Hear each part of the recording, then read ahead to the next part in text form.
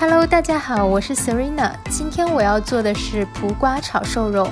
蒲瓜又称葫芦、护瓜，口感和丝瓜有点像，非常适合做家常菜。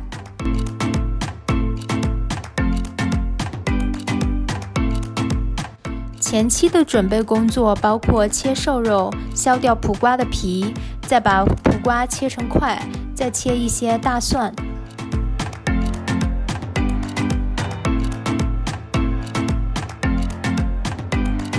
在锅中加入油和切好的大蒜，开大火把大蒜煎出香味，然后加入切好的瘦肉，再加一些食用盐。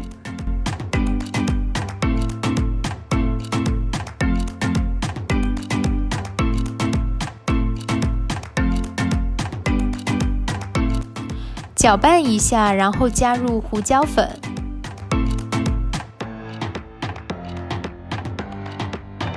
再加入生抽，加一点料酒，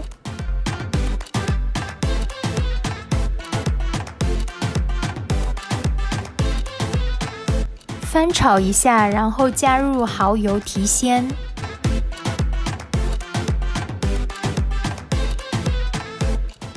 继续翻炒均匀，当猪肉颜色变得开始熟透，加入切好的蒲瓜，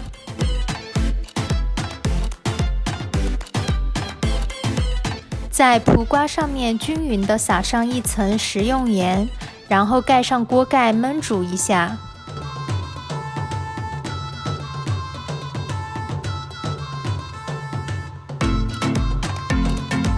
时不时地打开锅盖翻炒一下，然后再盖上锅盖焖一下。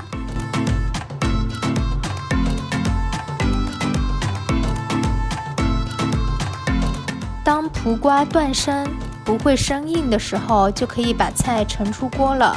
蒲瓜不需要煮得特别绵。这道简单又美味的蒲瓜炒瘦肉就做好了。